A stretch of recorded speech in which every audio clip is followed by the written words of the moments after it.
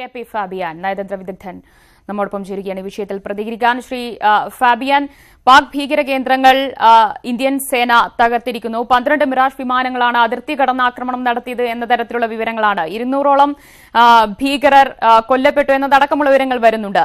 ഇന്ത്യയുടെ നയതന്ത്ര ലോകം ഈ ഒരു ആക്രമണത്തെ, ഈ ഒരു നീക്കത്തെ എങ്ങനെയാണ് വിലയിരുത്തുന്നത്?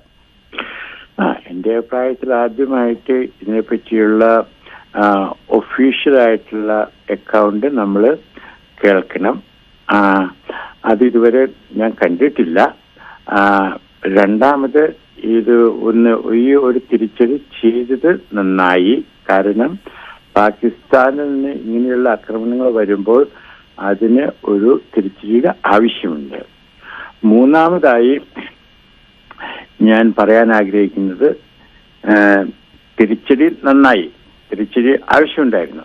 പക്ഷെ അതേ സമയത്ത് തന്നെ വേറൊരു കാര്യം നമ്മൾ ഒട്ടും മറക്കരുത്. അതായത് പാകിസ്ഥാനിൽ ഉള്ള ജെയ്ഷെ മുഹമ്മദ് എന്ന് പറയുന്ന ടെററിസ്റ്റ് ഓർഗനൈസേഷന് നമ്മുടെ ഇന്ത്യയിലുള്ള ഒരു യുവാവിനെ, 19-20 വയസ്സുള്ള ഒരു യുവാവിനെ സ്വാധീനിക്കാൻ സാധിച്ചു, ബ്രെയിൻ വാഷ് ചെയ്യാൻ സാധിച്ചു.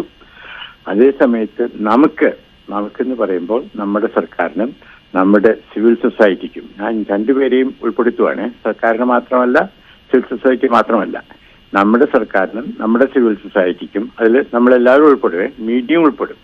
നമുക്ക് ഈ യുവാവിനോട് റീച്ച് ഔട്ട് ചെയ്യാൻ നമുക്ക് സാധിച്ചില്ല. ഇത് വളരെ പരിതാപകരമായ കാര്യമാണ്. ഇക്കാര്യത്തിൽ നമ്മൾ പ്രത്യേകം ശ്രദ്ധിക്കേണ്ടിയിരിക്കുന്നു. ആ ശ്രദ്ധ ഞാൻ ഇതുവരെ മീഡിയ കവറേജിലോ അല്ലാതെയുള്ള ഡിസ്കഷൻസിലോ കണ്ടിട്ടില്ല. ശ്രീ ഫാബിയാൻ, അതായത് നേരത്തെ പലതവണ പാകിസ്ഥാന്റെ ഭാഗത്തു നിന്ന് അതിർത്തി കടന്നുള്ള ആക്രമണം ഉണ്ടായപ്പോഴും അതിനെയെല്ലാം സമാധാനപരമായി ചർച്ചയിലൂടെ ഒത്തുതീർക്കാൻ തന്നെയായിരുന്നു ഇന്ത്യയുടെ ശ്രമമുണ്ടായിരുന്നത്. പക്ഷേ ഈ പുൽവാമ ഭീകരാക്രമണത്തിന് ശേഷം കണ്ണിന് കണ്ണ് പല്ലിന് പല്ല് എന്ന തരത്തിലൊരു ശക്തമായ തിരിച്ചടി നൽകുക എന്നത് മാത്രമാണ് വഴി എന്നൊരു വിലയിരുത്തലിലേക്ക് ഇന്ത്യൻ സൈന്യം എത്തിയെന്നാണോ? ഇന്ത്യൻ സൈന്യം അതിൻ്റെതായ കടമ ചെയ്തു. ഞാൻ ഇന്ത്യൻ സൈന്യത്തിന്റെ കാര്യമല്ല പറയുന്നത്. ഞാൻ പറഞ്ഞത് നമ്മുടെ സർക്കാരിന്റെയും നമ്മുടെ സിവിൽ സൊസൈറ്റിയുടെയും നമ്മുടെ മീഡിയയുടെയും കർത്തവ്യത്തിന്റെ കാര്യമാണ് ഞാൻ പറഞ്ഞത്. ശരി, അപ്പോഴും ഇതിൽ ഈ ഒരു ആക്രമണത്തിൽ ഇനി പാക് സൈന്യത്തിന്റെ അവരുടെ ഒരു മറുപടി ഏത് രീതിയിലായിരിക്കും എന്നതും ഉയർന്നു വരുന്നൊരു ചോദ്യമായിരിക്കില്ലേ? അവർ ഒരുപക്ഷെ മറുപടി തന്നേക്കാം, ഒരുപക്ഷെ മറുപടി തന്നില്ലെന്ന് വന്നേക്കാം. പക്ഷേ അവർ മറുപടി തന്നാലും തന്നില്ലെങ്കിലും ഇത് ചെയ്യേണ്ടിയിരുന്നു എന്ന് മാത്രമേ ഞാൻ പറയുള്ളൂ. ശരി, നന്ദി ഫാബിയൻ പ്രതികരിച്ചതിന്.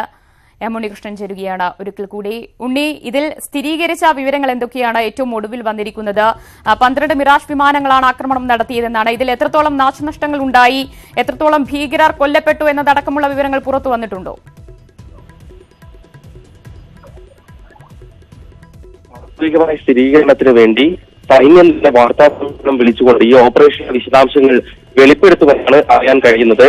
വ്യോമസേനയും ഒപ്പം ഇന്ത്യൻ കരസേനയും സംയുക്തമായി വാർത്താ സമ്മേളനം നടത്തിക്കൊണ്ട് പാകിസ്ഥാനെതിരെ നടന്നിരിക്കുന്ന ഭീകര താവളങ്ങൾക്കെതിരെ നടന്നിരിക്കുന്ന ഓപ്പറേഷന്റെ കൂടുതൽ വിശദാംശങ്ങൾ ഔദ്യോഗികമായി തന്നെ പുറത്തുവിടുമെന്നാണ് അറിയുന്നത്. ഈ ഓപ്പറേഷന്റെ വിവരങ്ങൾ കൃത്യമായി സർക്കാർ തലത്തിൽ ധരിപ്പിക്കാനുള്ള ചർച്ചകളും മറ്റുമാണ് നടക്കുന്നത്.